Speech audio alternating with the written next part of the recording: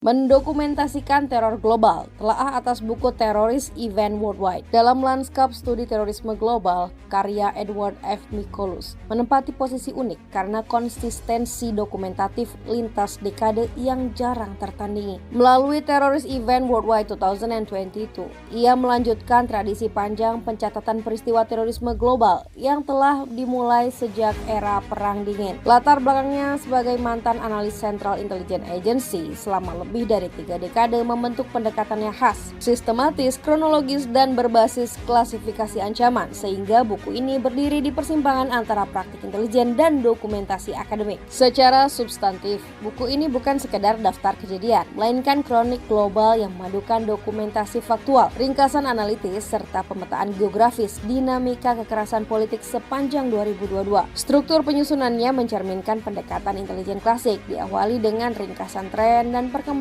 kelompok teroris utama, kemudian diikuti kronologi regional yang dibagi ke Afrika, Asia, Eropa, Timur Tengah, Amerika Latin, Amerika Utara, serta Australia dan Selandia Baru. Setiap entry memuat tanggal, lokasi, aktor, target, dan dampak korban, menjadikannya basis data naratif yang sistematis dan mudah dirujuk. Salah satu kontribusi penting buku ini adalah penekanannya pada penggunaan sumber terbuka atau open source. Mickolos secara eksplisit menyadarkan seluruh dokumentasi pada media publik dan laporan pemerintah yang tersedia, sehingga karyanya berbeda dari laporan intelijen tertutup sekaligus mempertahankan legitimasi akademik. Namun pendekatan ini juga membawa keterbatasan inheren, bias peliputan media, dan ketimpangan visibilitas kawasan konflik berpotensi memengaruhi representasi data tanpa disertai metodologi koreksi yang sepenuhnya sistematis. Dalam pengantarnya, Mickolos mencatat bahwa perang Rusia-Ukraina mendominasi perhatian global pada 2022, sehingga diskursus publik mengenai terorisme relatif meredup. Meski demikian, buku ini menunjukkan bahwa aktivitas kekerasan non-negara tetap intens, khususnya di Afrika dan Timur Tengah, menandakan bahwa terorisme beroperasi dalam bayang-bayang geopolitik. Ketika fokus internasional beralih pada konflik antar negara, ia juga memasukkan dinamika ekstremisme domestik, termasuk perkembangan hukum pasca serangan Capitol Hill di Amerika Serikat, yang memperluas cangkupan pemahaman terorisme ke ranah domestik. Sebagai karya referensi, nilai utama buku ini terletak pada konsistensi kronologis dan kesinambungan seri yang memungkinkan analisis longitudinal lintas dekade. Dalam studi intelijen dan keamanan, pendekatan event cataloging yang digunakan Mickolos menyediakan fondasi data empiris bagi analisis ancaman, perencanaan kebijakan, dan penelitian kuantitatif. Namun, fokus deskriptifnya membuat buku ini kurang menawarkan eksplorasi teoritis mendalam mengenai akar struktural terorisme. Dengan demikian, Terrorist Event